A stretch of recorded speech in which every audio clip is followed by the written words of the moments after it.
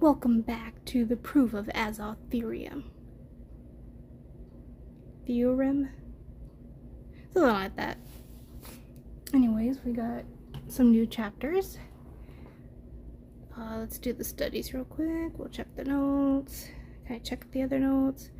We'll do that. Oh, nice. Okay. We had to catch up because I forgot a day. And this is a game, or... Oh, interesting.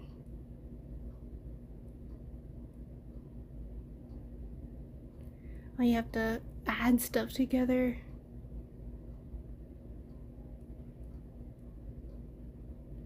No horn. Oh. Confirm.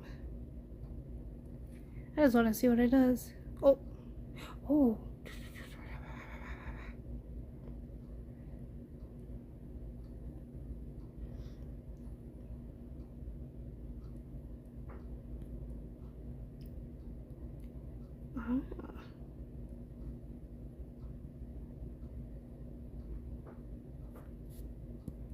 Apply heat.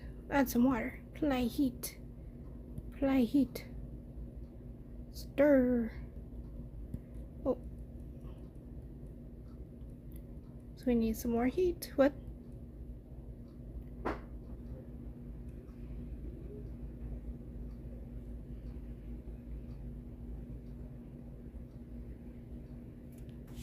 Sure.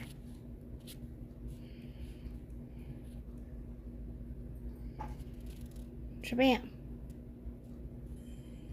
Yay, I did something. Share notes. I don't want to share. I made something. Yay. Beautiful. That was very weird. Anyways, fair warning, I am a little tired, so I might read horribly. Please bear with me. Thank you. Chapter 2. Open the doors to the past. You might hear family again. The housekeeper steps lightly. Her actions as she proceeds the key equally produces. See, we're already starting. As she produces the key equally deft and gentle, the door opens without a sound, and I behold clearly the office preserved in its former state.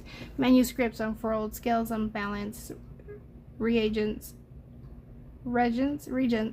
scattered. These items are placed haphazardly, yet with distinct personalities, as if the room's masters was merely stepped away momentarily.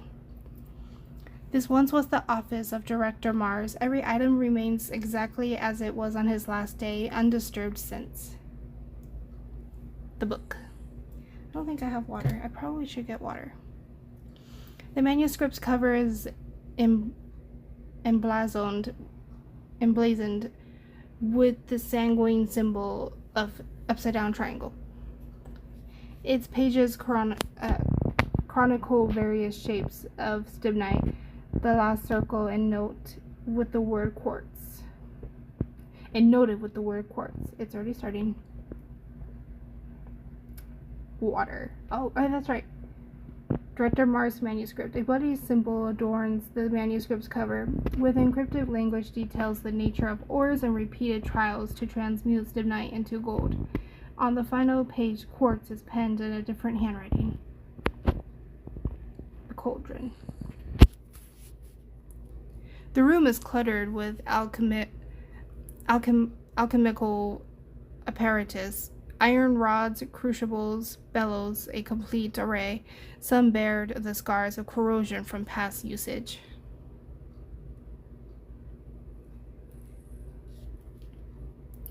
A finely framed painting hangs on the wall. Beautiful. As I investigated the office, Officer Jose seemed to notice something and called out from the doorway. When I raised my head from the manuscript, a young man in a patrol uniform has appeared with a well-groomed dog at his feet. Victor!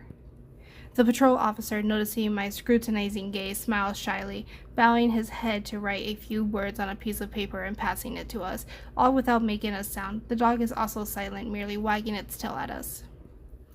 The note reads, "We've been unable to reach Director Waning Crescent's brother, but I have found a doctor willing to assist. we will transport Dr. Waning Crescent's body to town for examination of the cause of death.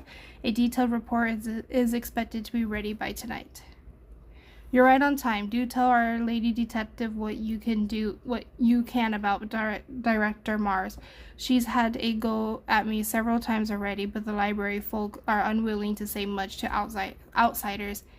And the prior case files are all at your local constabulary. It's hardly my fault for the slim pickings around here, clue-wise. The new patrol officer provides a stark contrast to Officer Jose's behavior, exhibiting a far more reserved demeanor. He appears to prefer communicating via pen and paper, jotting down his knowledge of the Azoth library upon Jose's inquiry. Oh, there he is! Look how cute he is. I became interested in alchemy a year ago when Director Philbon managed the Azoth library, so I never met Director Mars. I have, however, heard he was quite the formidable personage, gaining prominence suddenly after a mining disaster and subsequently becoming the director of the Azoth library. Writing is invariably slower than reading. As we stand by awaiting his narrative, the intention seemingly pressures the patrol officer, and his writing falters. Officer Jose, perceiving the patrol officer's unease, suggests we step back, muttering something to the patrol officer that eases him somewhat. Officer Jose begins to read aloud the words written in the notebook. He speaks of Director Mars' proficiency in ore purification and how he claimed that he could refine pure gold upon becoming director. Mars experimented with gold transmutation throughout his tenure, but before any results emerged, he met with an untimely end. So that must be fool's gold, because they said stibite. You guys know what I'm talking about. It's fool's gold's a costume name. The police found a wound on Director Mars, through neither the injury nor the amount of blood lost were fatal. The investigation suggests an error during his experimentation, leading to toxic gas buildup from the metals being heated in the crucible. He inhaled them in excess, which caused respiratory failure and his unfortunate demise. Oof. It seems this manuscript records the process of how Director Mars makes gold. Aside from the ore images and the word quartz, the notes mostly contain words unrelated to metals like king and queen. Are these the kinds of metaphors alchemists use then? Indeed, such are the order's customs. For them, such terminology serves as a professional mode of description. The metaphorical direction and even the symbolic, I did say that right, pictorial elements for common metals are typically quite consistent. Wait, you mean the pictures? I was so preoccupied with pondering the meaning behind the manuscript words that I nearly forgot the painting. No need to tiptoe for a decent view. Here, let me take it down for you. Officer Jose, seeing me struggle, offers his aid, and the housekeeper does not stop us from altering the room's arrangements. As he removed the painting from the wall, I suddenly noticed writing on the back of the frame. King, bride. The contents of this poem corresponds with the imagery in the painting. A cryptic message is found on the back of the portrait. It corresponds to different characters, animals in the portrait. The golden king, rightfully crowned in honor, the chaste bride, fated to be by his side. The ravenous gray wolf, its very name a harbinger of ill winds, has its lineage tracing back to old Saturn. Cast the wolf into the flames, consume it entirely, and the king shall thus be redeemed. So the king from the ancient painting on the left, rightfully crowned in honor, the chaste bride, fated to be by his side. Select old Saturn from the ancient painting. That's that one. Select the wolf. Interesting. This farming is exquisite and far more valuable than anything else here. Could this be the formula that Director Mars deduced?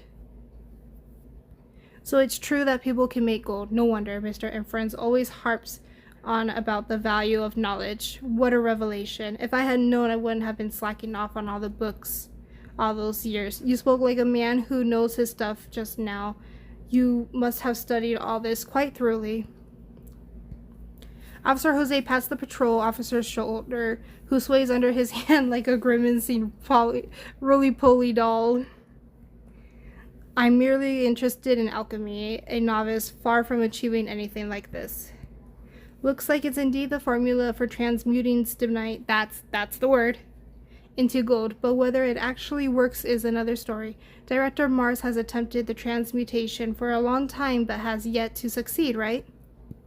That remains to be seen. This place is fully equipped for experimentations, and Director Mars was busy with his trials right up until his death. Perhaps his success was what drew the murderer upon him. The killer either sought riches for himself or wished to prevent Mars from profiting. Or perhaps Director Mars was close to a breakthrough and thus obstructing someone's way. While I harbor suspicions that Mars' demise was no mere accident, the likelihood of murder for gain seems slim. If that were the case, why didn't the perpetrator take the other valuables in the room? If the lure was merely for gold, why did the previous director also suffer accidental deaths? It kind of makes me think, like, so they show the warden and, like, how he's, like, all about the rules and stuff, and how they have, like, code names and whatnot. I would want to say maybe the murderer could be either the warden or maybe even the housekeeper, because I think she's been there for such a long time that, I don't know, maybe they didn't want them to change anything. Yet the very act of Director Mars conducting experiments is indeed noteworthy. According to the warden and the housekeeper, Director Wanting Crescent also proclaimed his experiments were nearly fruitions.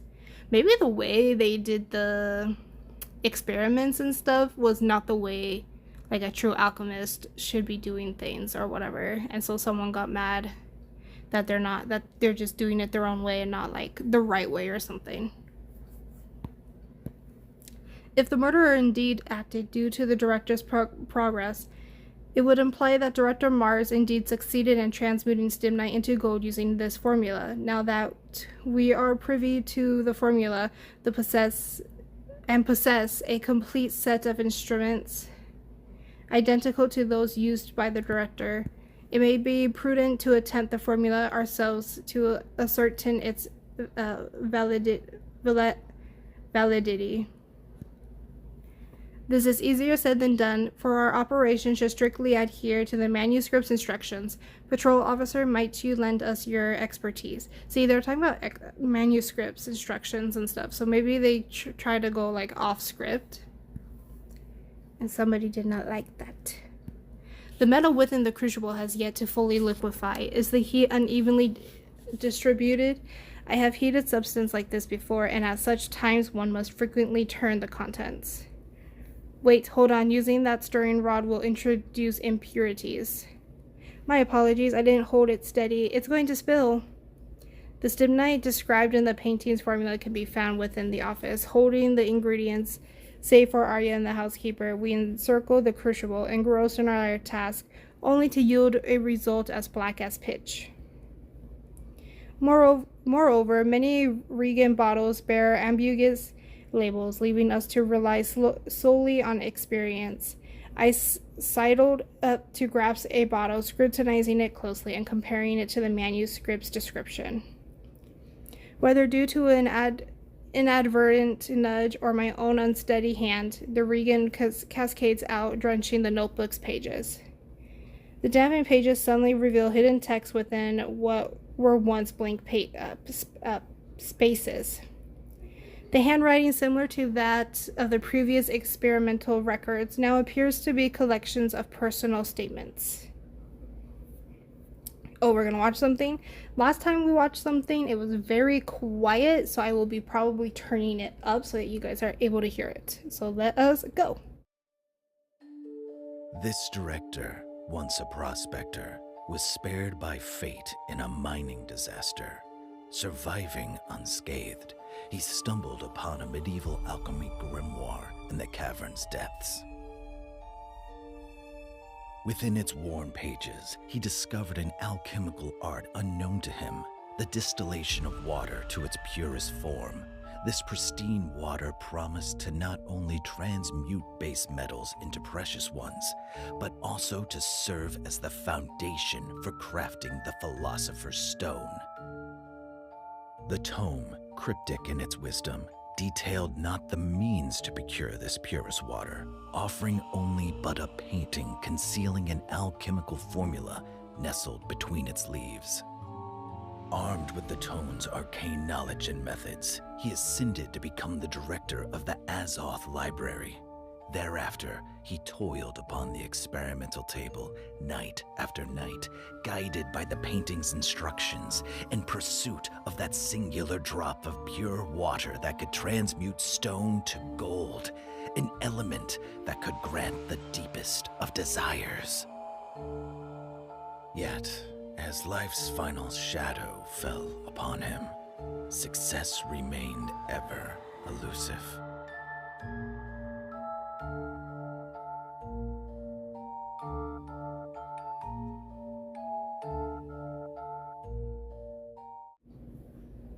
Interesting. Okay. So it seems like the new costumes that are out, all three of them are practically dead. So that's great. We don't ever get to see them.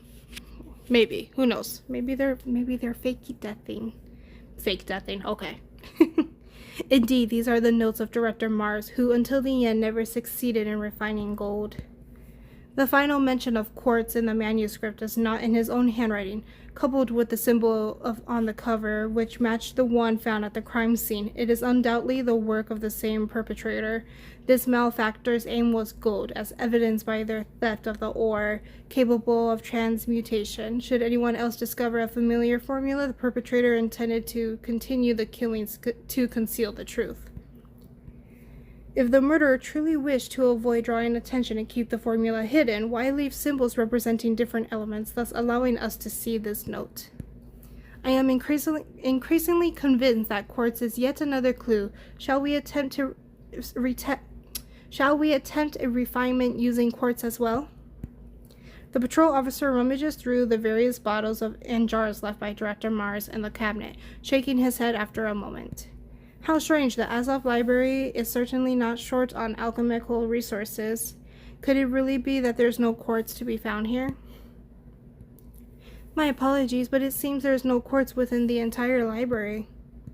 This clearly indicates that someone has indeed utilized it in an experiment, likely a director who stumbled upon the gold formula, or perhaps the malefactor himself. The formula required validation, and once completed, the perpetrator commenced a spree of violence to conceal this cipher of untold wealth.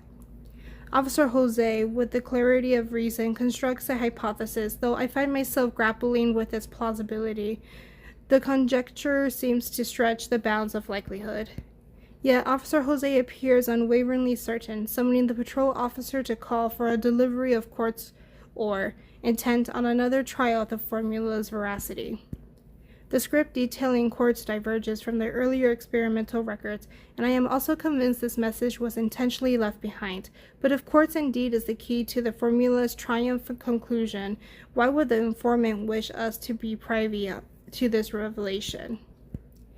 If motivated by wealth, the culprit would surely not allow a formula capable of producing endless gold to be carelessly disclosed. These details seem to correspond with the symbols studied by each director, and the messages here are unlikely to be mere happenstance. The warden previously intimated that Arya's symbol was the fourth. There is one in Director Wanning's Crescent's office, and one in the cover of Director Mars's manuscript. So there must be another director with a corresponding symbol. May we inspect this director's office? You're referring to Director Philemon. He was the successor designated by Director Mars, and his office too was sealed in memorial, following his untimely demise. Oh, God, there's Lewis right there. As the housekeeper escorts us to Director Philemon's office, the patrol officer pens his impressions of Philemon. I don't know if that's right. Philemon? Is he silent? In his notebook, with the housekeeper occasionally offering her annotations. The patrol officer recounts his interactions with Director Philmon. Philmon was esteemed, rumored to be on the cusp of creating the perfect homunculus, an alchemical term for an artificial life form, which Philmon believed in its purity could epitomize the perfect human. Many alchemical texts assert that to complete the greatest of works, both man and matter must possess a heart of purity. In contrast to Director Mars, who aspired only to refine the purest water into gold, Director Philmon sought to achieve the Philosopher's Stone's ultimate transmutation. For this lofty goal, he prepared meticulously, appointing Director Waning Crescent as his heir apparent. Yet, regrettably, he met his end in the course of his experimentations. I inquired further about Director Philmon's cause of death from the patrol officer, who informed me that Philmon suffered moderate blood loss, with a wound present, yet not fatal. The cause of death was poisoning, a byproduct of his experiments. The recurring theme of a bleeding wound, now mentioned thrice, suggests a pattern of escalating blood loss among the ill-fated directors. The warden spoke of blood as a price. Does the malefactor deem these directors to have committed some transgression? Did they all lose a finger?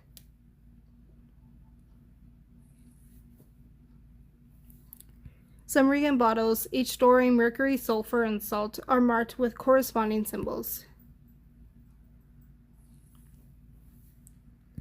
Numerous sealed bottles containing a variety of contents, including solids and herbs, as well as many in liquid form. A locked notebook. Very nice. With the experience from Director Mars's office in mind, I first examined the notebook on the desk, the foremost page revealing a diagram, or perhaps a cipher. Oh, Morse code? Okay. This arrangement and pattern, it's Morse code. Let's see. If I consider the first circular symbol to be dots, no, that doesn't make sense. The words are disjointed. Could it be the reverse?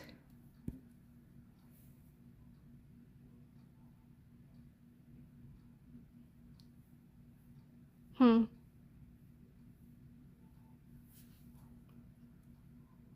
there we go. So it could be no, it can't be activate. What's another one? Let me see. F. Ascend in the light. AS. So I think it's that one. Ahaha! This answer does not seem to solve the mystery of the notes. It remains a riddle. Ascend in the light. Put it up to the light. It shall ascend in the light. It must be related to Director Philmon's experiment. It has to be fire? This doesn't seem to be the case. It appears further contemplation is required. Air? Air. Could this word employed as a cipher be related to Director Philmon's research? How though? Ascend in the light? You would think light, fire. But I guess ascend could be like lifted up in the air. So yeah. I leafed through the notebook, finding that unlike Director Mars's capricious notations, Director Philmon's records are marked by precision and orderliness. Notes that were found sealed under lock and key, filled with records of experiments to distill the purest essence. The latter half contains observation on the homunculus. Oh, another video. Here we go. This director was obsessed with the alchemy of life. Hailing from a family of knights, he one day unearthed a stark revelation from the paintings of his ancestors. Flawed creations, such as human beings, shall never be able to forge the Philosopher's Stone. Only a being of immaculate perfection, surpassing human intellect, might possess sufficient faculties. This most perfect being, he surmised, would emerge from the purest air. Heating that ancient cryptic canvas, he melded human body fluid with herbs in a flask and sealed it with horse manure. After 40 days, a translucent, human-like form manifested within. He named it the homunculus. But the homunculus was not as he imagined it would be. Devoid of sentience, silent, and unable even to open its eyes, let alone create the Philosopher's Stone.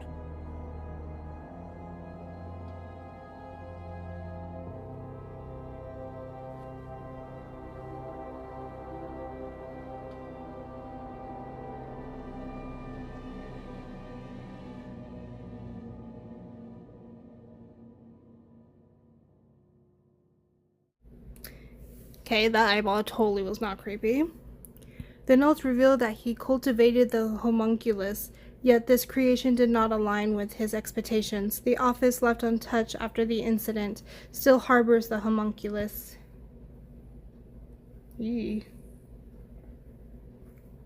The man in the bottle. A small figure is trapped in the bottle, its eyes ringed with blood, looking into the distance. They literally just came out with a furniture that's called The Man in the Bottle. Interesting. Oh.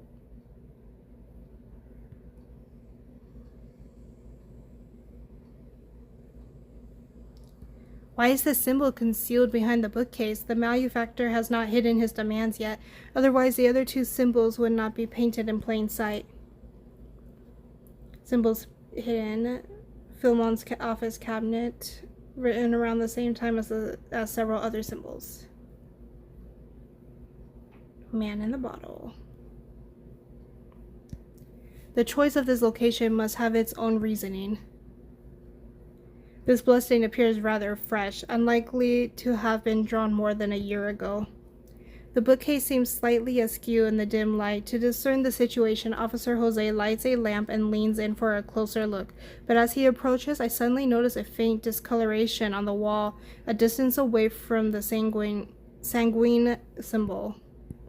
The discoloration does not manifest immediately upon exposure to light, but rather where Officer Jose lingers. The influencing factor is not lit, but the duration he remains. Could it be the temperature of the flame burning within the lamp? Officer Jose, hold the lamp steady. Don't move.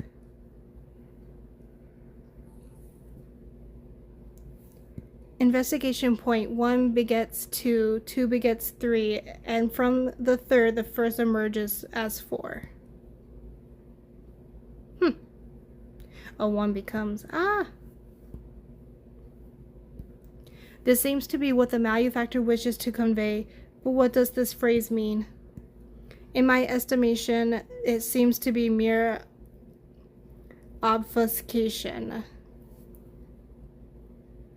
Yes. Considering the color of the liquid and its dryness, the statement was inscribed recently. A fingerprint lingers at the edge, deliberately dipping a hand in ink to write.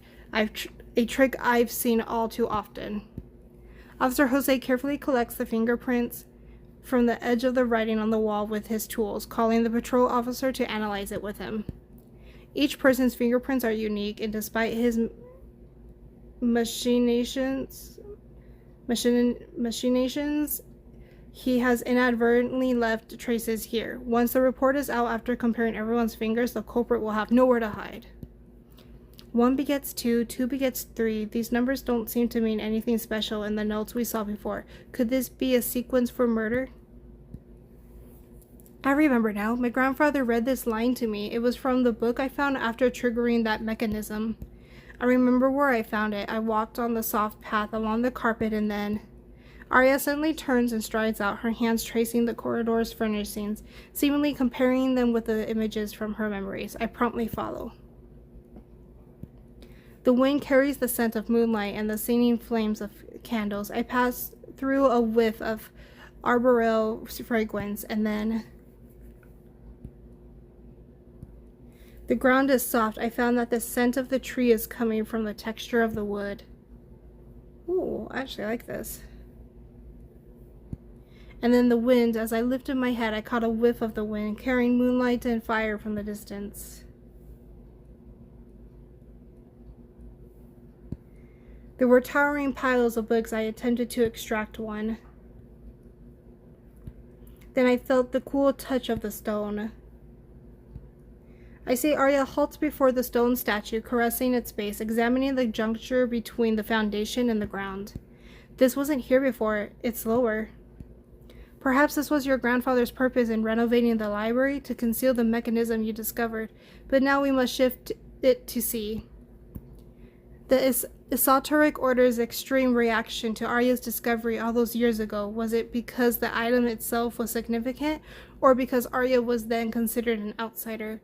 I watched the housekeeper and the patrol officer intently, one responsible for the library's internal affairs, the other with some understanding of the order, yet neither prevents us.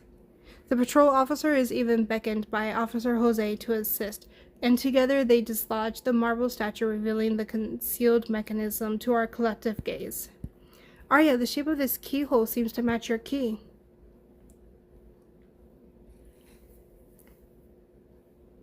Oh. That was very difficult. As Arya inserts the key into the keyhole, I feel a slight tremor from deep within the floor and walls. The sound of the mechanism activation is faint. Its method of actuation unknown, and the star globe suspends at the hall's heart begins to rotate slowly. Ooh!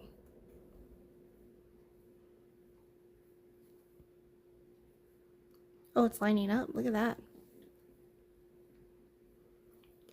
It appears your grandfather indeed left something for you in this library. The mechanism causes the star globe to form a concentric circle, undoubtedly signifying something. Could it be another manuscript recording a formula?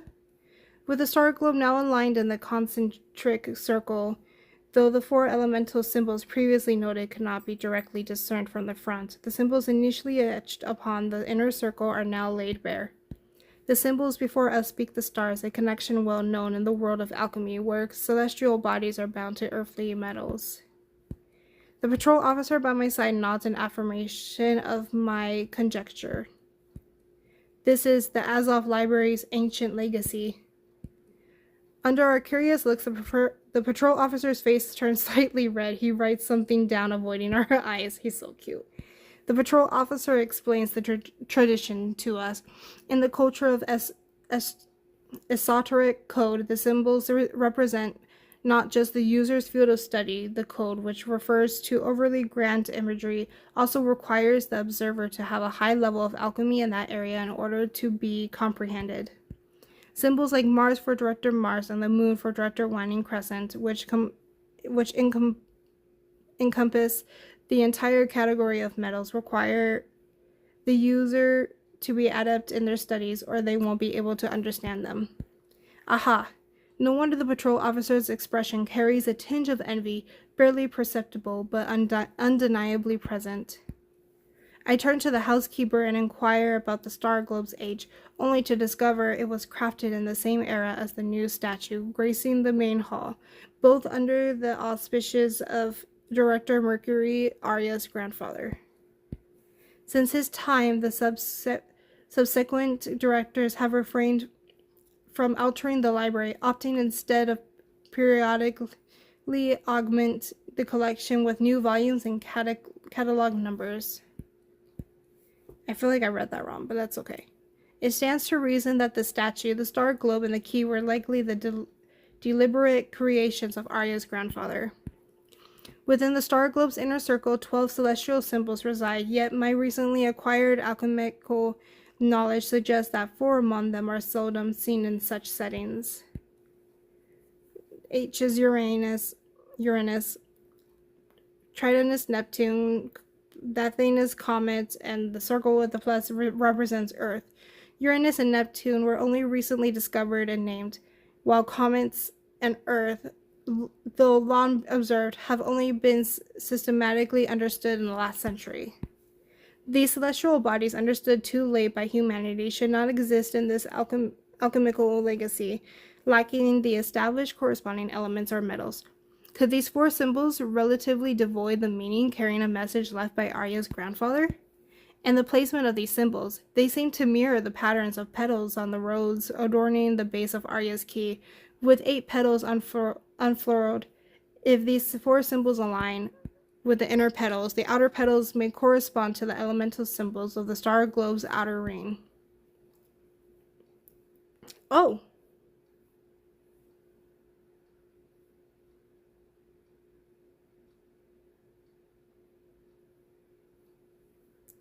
The positions of these 8 symbols perfectly match the rose's 8 petals. Deciphering their significance, I surmise, might reveal what you unwittingly unveiled all those years ago, Arya.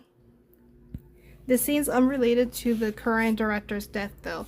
Before you arrived, I asked around because I worried about thieves behind all this. You see, the Azoth library was designed with countless mechanisms and secret passages, usually known only to the director. Thus, to truly move freely throughout the library, you'd need to be familiar with them all. I speculate that Director Mercury considered the secrecy of these mechanisms, and upon their discovery, filled the gaps with other objects to subtly alter the arrangement. Wouldn't you agree? Arya's grandfather went to great lengths, leaving her the key before he died. I do not believe he merely wished these mechanisms to remain undiscovered. I asked the patrol officer, who seems very interested in alchemy, about the esoteric order's doctrines and rules. As expected, he knows all about them, even though he is not a member. He informed me that the amputation of a finger is not a common punishment within the order. It is meted out only to those who have committed grave errors or betrayed the teachings, almost tantamount to being expelled from the realm of alchemy. Forcing a director to resign is no trivial affair. The warden also mentioned that he believes Arya's actions invoked a curse, leading to the successive deaths of the directors. But even if a curse exists, it must follow a cause and effect. I have a premonition that if we unravel the mystery of this curse, we will also elucidate the cause of the director's deaths. Chapter 3. Every question awaits an answer. But what significance do these symbols hold? The outermost are water, fire, earth, and air. Must we seek these elements in the library? There's very little water inside the library itself, but there's a huge lake outside. Could whatever it is we're looking for be beneath its surface? That wouldn't be so bad, actually. It's been ages since I've had some good exercise, and a dive might be just the thing.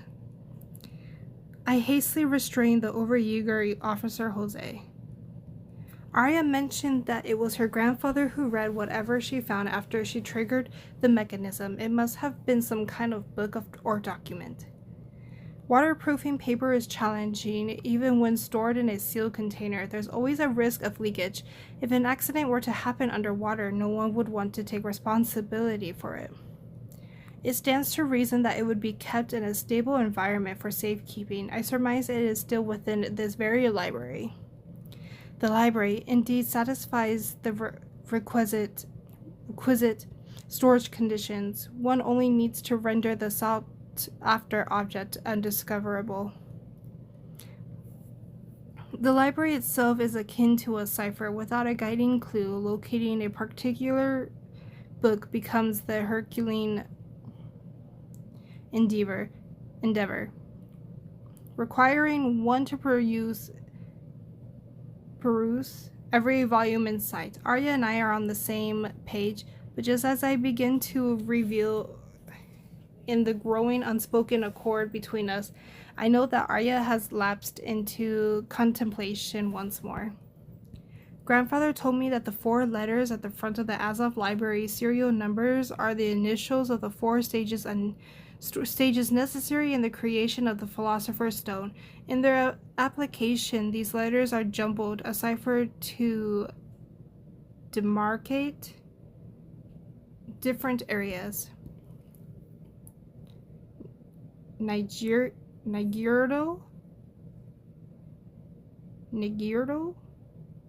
I don't know.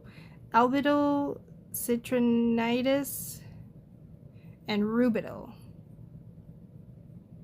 The 4 stages of creating the Philosopher's Stone also believed to require the purest of the 4 fundamental elements to complete. From the conflagration of fire, the black prima material is wrought. From the purification of water, impurities are removed. unyu- yielding a pure substance, followed by the purest air, which will lead the essence to take on a noble yellow hue, and finally the earth of creation from which the crimson seed burgeons. One begets two, two begets three, and from the third the first emerges as four. This phrase seems to describe the process you just outlined. Following the formula sequence NACR, does such a code presently exist within the library? It does indeed. A book section added by your grandfather after he recoded all the books in the library during his tenure. However, this area contains many books, so it'd be best if we had the next part of the code if there is a specific book we're looking for.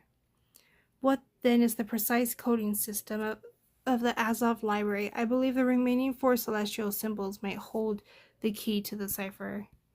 Each book code consists of 4 letters representing the main area and 11 digits, where the first digit determines the sectional division within that large area, ranging only from 1 to 5, and the last digit corresponds to the book's position on the shelf, also not exceeding 5. The housekeeper pulls a book from the shelf beside me with the code ANRC 1-328-638-294 something 3. What numerical value might a celestial body represent? The length of 11 digits suggests that the numbers corresponding to these 4 symbols vary in length. Firstly, the rose's outermost 4 petals, according to the formula and actual arrangement, all the symbols are arranged counterclockwise. If we continue with the same logic, the 4 symbols corresponding to the inner petals should be Uranus, Neptune, comets, and the Earth. Arya's grandfather chose these 4 symbols based on their time of discovery, so might the current sequence correspond to some interpretation of time? If numbers from the year of discovery were used, then some of them need to be omitted. Could it be the overlapping 1? Miss Housekeeper, is there a section labeled NACR 1781? There is, but do you have a more detailed code in mind? Even within this one section, there are still hundreds of books. I attempt to utilize the time of Uranus's discovery. Following the logic inferred earlier, and the overlapping 1 is removed from the subsequent symbol. The second set of numbers should be 846, but the comet's range is too broad.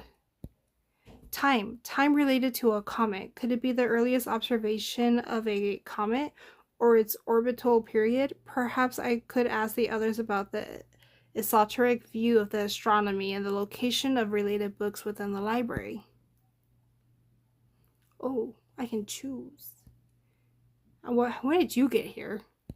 The patrol officer is engaged in conversation with Officer Jose about something, and I lean in to listen. It turns out to be some basic popular science related to alchemy. The patrol officer elucidates those arcane and ancient theories with remarkable clarity, though he refrains from delving into queries of practical experimentations, and Officer Jose, contrary to his previous disdain, listens quite attentively, interjecting with questions from time to time. Officer Jose, surely he isn't seriously contemplating the fabled transmutation of stone to gold, is he? Mr. Warden, I know that in the annals of alchemy, the 7 metallic elements correlated with the 7 planets based on their distinctive properties, yet the celestial globe in the main hall bears inscriptions of celestial bodies discovered in later times. Do these hold any allegorical significance within the alchemical tradition? That was a personal indulgence of Director Mercury's. The established formulas have already unveiled the essential materials for the pursuit of truth. The elements beyond these cannot partake in the grandest of reaction, hence there are fewer researchers interested in these elements, and none would venture to compare the metals in the alchemist's furnace with the stars in the sky. Even though Director Mercury was proficient in astronomy, as he was, these personal achievements would not be widely recognized unless he claimed to have created the Philosopher's Stone. The linguistic relationships he innovated would not be acknowledged by others. We'll do the housekeeper. Miss Housekeeper, do you know if there are any books related to astronomy in the library? Yes, but they are not in the NACR 1781 section you just asked about. In addition to the annual purchase of newly published books, each director makes certain purchases after taking office based on their expertise. Director Mercury was very fond of studying the connections between astronomy and alchemy, and many related books were supplemented in the library at the time. If I remember correctly, they should be in the RACN section. Among the books purchased by Director Mercury, are there any specific celestial bodies or themes that are more prevalent? I am not sure about that. Unlike Mr. Warden and the patrol officer, I have no interest in alchemy. The patrol officer lowers his head and hands me a note with writing on it. Sorry, I've just recently taken an interest in alchemy. During this brief time, I've only learned some foundational knowledge. I am afraid I can't help you. That's all right, patrol officer. Just speak freely if you've come across any metaphors in the books you've read that link metals with the astronomical terms. The patrol officer ponders for a moment and writes down his answer. He tells me that this is indeed a common metaphor in the alchemical text. Most people will only use the 7 planets corresponding to the 7 elements, but some manuscripts left here by Director Mercury exhibit a departure from the norm. The patrol officer, wanting to explore the Mercury-based alchemical process, specifically looks up at Director Mercury's manuscripts. Director Mercury favored using unconventional ciphers to denote the elements required in his experiments. Some of the common ciphers used by Director Mercury would sometimes be given unique meanings, inconsistent with the usual interpretations, but as far as the patrol officer has seen, Director Mercury more frequently alludes to the moon and the moonlight. Though, oh shoot, I did not mean to tap, I didn't think I tapped it twice like that. Arya's grandfather seems to not have left many clues in the library. Was this to prevent insiders from unraveling this enigma? I'm probably going to do my best to pause that little bit and have it up so that you guys can read it. Arya, did your grandfather ever talk to you about his views on comments, or was there a comment he paid special attention to? Perhaps Haley's comment? Grandfather was very fond of the concept of legacies and cycles. He said he had witnessed that comet streak across the sky, and that perhaps our ancestors saw this very same star and our descendants would admire the same starlight. All things in the world operate according to the most fundamental laws, and when we discover the truth of the object in our hands, we will also understand all things. And what about the earth? What was your grandfather's usual view on this land we inhabit, or this world? Arya recites the words her grandfather once read to her, somewhat lost in thought. Hearing my follow-up question, she shakes her head. As I said before, my grandfather believed that all things follow the same law, and non-living and living entities also comprise the same primal substance.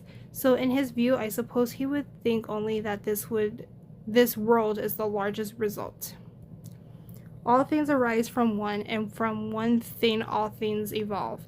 This is the intended sentiment, yes? An endpoint evolved from one. I haven't forgotten that in this puzzle. There is another phrase repeatedly mentioned that is full of numbers and expresses the same concept. If the final Earth symbol represents the end, combined with the clues obtained earlier, from the numbers 1 to 5, it could definitely be chosen as a representation.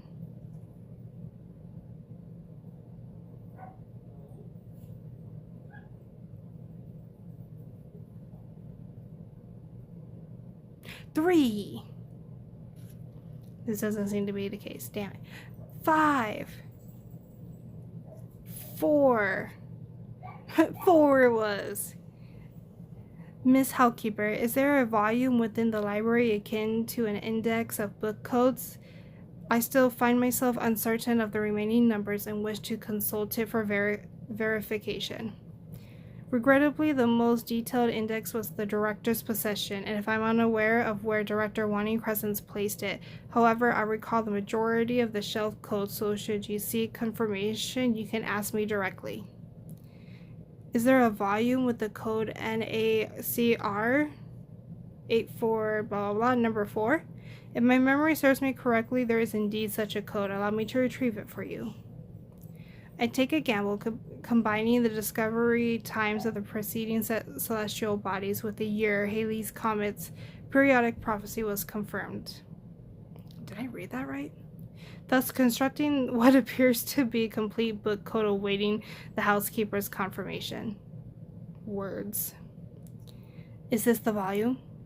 The housekeeper promptly returns, presenting me with a notebook bearing the marks of bygone days. Its binding is sturdy, yet the pages have begun to turn to yellow. I gently open its cover, and the first line on the title page catches my eye. 1 begets 2, 2 begets 3, and from the third, the first emerges as 4.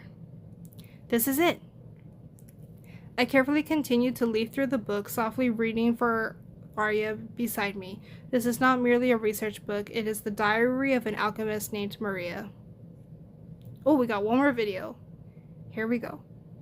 The 4 Knights of the Alchemical Order are venerated not just as symbols of the 4 eminent alchemists who founded the secret society, but also as embodiments of the 4 alchemical methods they mastered, each associated with one of the 4 fundamental elements. Maria, unparalleled in her knowledge of the earth element, made a groundbreaking discovery during her experiments. The secret lies in refining earth, air, water, and fire to their utmost purity.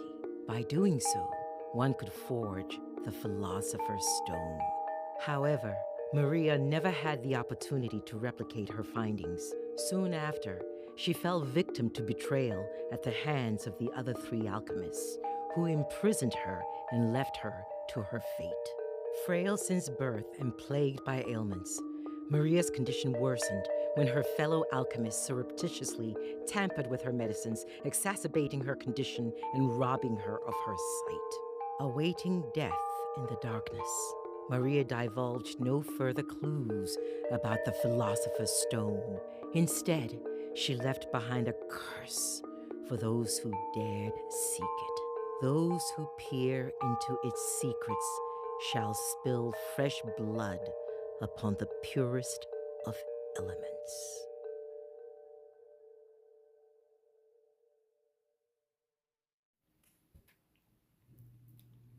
To bleed unto death, the curse refers to this. According to the extant records, indeed, several deceased directors bore wounds that caused bleeding, though not all perished from excessive blood loss. Considering the inscriptions on the wall, the perpetrator undoubtedly committed their mimicry under a clear understanding of Maria's curse, shifting these concerns onto the curse itself. Maria's secret, was this what grandfather sought to conceal? It is mentioned here that Maria successfully crafted the Philosopher's Stone, but did not divulge the detailed formula to any other living soul. Perhaps the other alchemists believed that clues to this formula were laid within her notes. This notebook bears the same earth element symbol as the key to Arya's hand. According to Maria's own account, she's often heard wondrous sounds in her daily life, sparking sensory experience incongruent with her current actions. Maria initially dismissed this disarray of the senses as commonplace, but upon realizing others did not share these sensations, she began to regard these experiences as divine revelations. Especially after her blindness, her heightened senses received even more marvelous feedback from external stimuli, and this divine enlightenment guided her and her completion of the Philosopher's Stone. This bears a resemblance to Arya's synesthesia. Oh my god, I know that word. Though Maria attributed far greater spiritual significance to it. According to the story recorded herein, the four horsemen merged to establish the esoteric order in the library. Thus, the library's ownership likely remains a legacy among these founding members, which brand might Arya's family belong to. The same symbols, a familiar physique, Maria extols the brilliance of divine water and the rose at the notebook's end, while Arya's grandfather, or rather Arya's family, and the esoteric order also make ample use of the rose. I suddenly entertain a bold conjecture. Arya, do you possess a family tree, or do you know Maria's surname? Do you suppose she could be of the Miller lineage? Indeed, I too sense a familiarity. The final verses here resemble those my grandfather taught me. As sacred water flows in fire's embrace, we forge a new and unyielding essence. It seems now that this may conceal a formula for crafting something. Could it be the Philosopher's Stone? I know this sacred water. It is mentioned in the manuscript of Director Mars and Director Waning Crescents as sulfur water. The sacred water, with a certain sting, is used in many formulas aspiring to transmute gold or create the Philosopher's Stone. To bestow a yellow hue upon the final product, perhaps this led some to believe in the divine nature of sulfur water itself. I'm not sure. When I hear this phrase, I feel that despite the sting describing both the divine water and the rose I remains calm and even delighted. Perhaps it is because I have not engaged in alchemy myself and my understanding deviates slightly.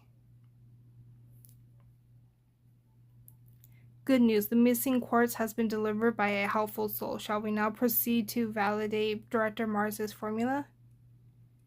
I have no objections. Let us proceed. Upon entering Director Mars' office, I encounter the warden, who appears somewhat irate, and another unfamiliar gentleman nods at Officer Jose and the patrol officer upon our arrival. Your efforts are appreciated, sir. Oh! Snap. Not at all, but it is my duty. I have brought the ore you requested. Observing the setup here, it seems you intend to conduct an experiment? Precisely, we aim to emulate the formula once used by Director Mars here to ascertain its validity. All necessary instruments stand prepared. Armed with the knowledge from our previous endeavor, Officer Jose insisted upon personally achieving the alchemical transmutation of gold, and I proceed with a steadier hand. The heating until liquefaction, followed by the admixture. This reaction seems to herald greater success than our prior attempt. A yellow stone, this is far from easy. Are we on the cusp of success? However, the formula recorded by Director Mars dictates that the final product should be a sweet-tasting red liquid. He believed this red liquid, a liquefied Philosopher's Stone, could catalyze other metals into gold. This appears to be but an intermediary product. The product you have obtained is a type of antimony glass. Since we don't really know enough about all this, I've sought the aid of a professional. As a chemist, you are well suited to help us identify where we've gone wrong, sir. The anticipated culmination of this formula, a sweet red liquid, pure and non-toxic, is an impossibility. No antimony compound can dissolve in alcohol or water, nor are any red. The alchemy of the past chronicled mere surface phenomena, yet contemporary chemistry enlightens us that the toxicity of poisonous elements cannot be removed. This is but a formula expanded from past imaginings.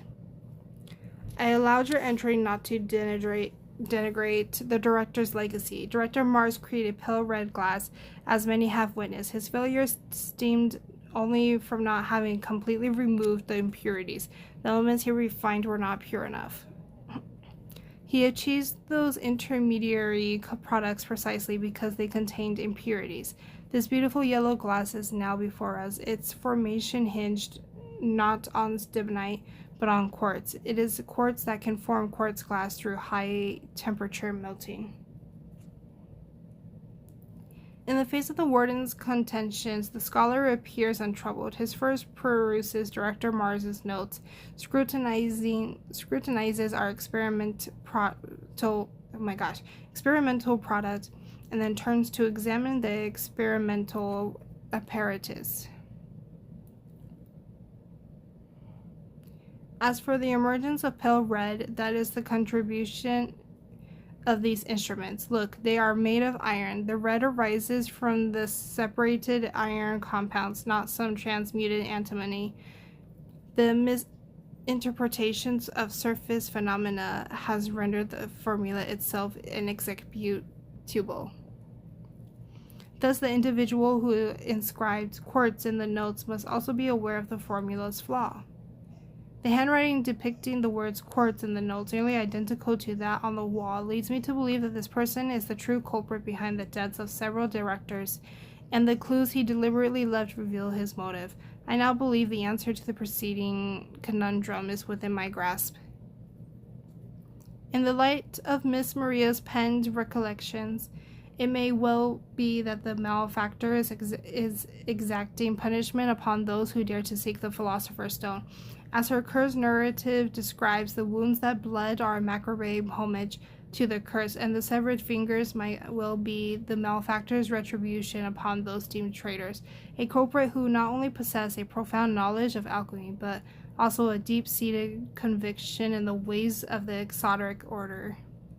The director's untimely ends, marked by an escalating loss of blood, likely mirror to the dire warnings of Miss Maria's curse, to repay the pursuit of illumination with blood. It is evident that the culprit harbors a fervent obsession with the formula left by Miss Maria in her notes and the accompanying curse.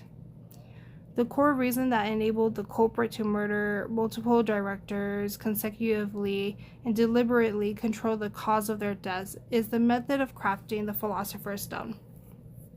In the culprit's conception, the blood that flows is the price that must be paid by those who attempt to create the Philosopher's Stone and merely to invoke the legend of the curse once more.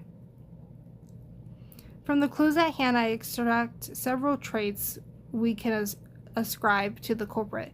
He, or perhaps she, is a devout believer in the esoteric teaching and intimately familiar with the library, able to enter without leaving a trace, freely coming and going into the locked offices of the directors, not only privy to the research pursuits of several directors over the past 2 years, but also having read Miss Maria's research notes.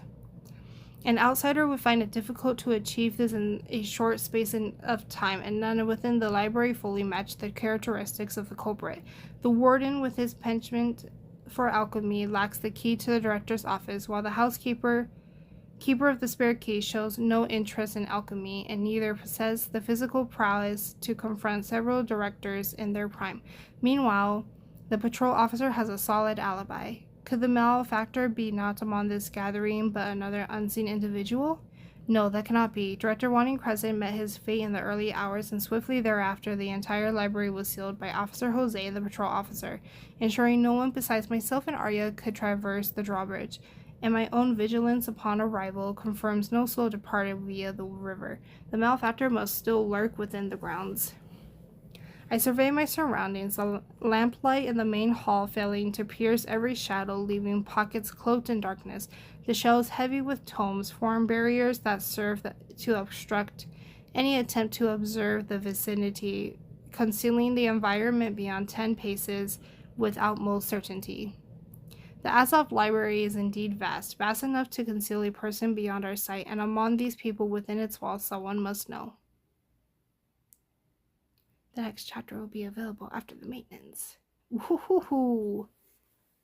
That is so interesting. I've totally forgot that he was supposed to be in here. Look at that. And then next week we'll figure out who the murderer is.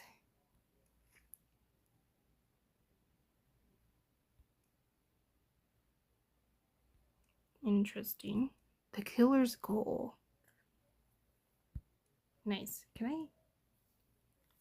And 8 hours and 38 minutes. I will be showing this off because it looks like it's supposed to be a like public map kind of thing.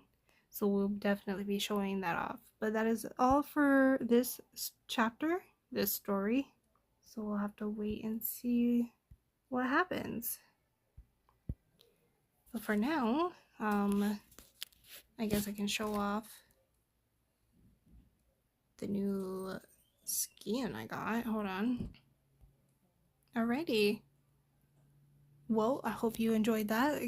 Once again, very sorry for all of my mispronunciations of certain words that I just don't know and have not looked up to see how they are pronounced. But thank you so much for joining, and let me know what you think, who you think the murderer is. Let me know what you think about the story. Can't wait to see you guys next time. Goodbye.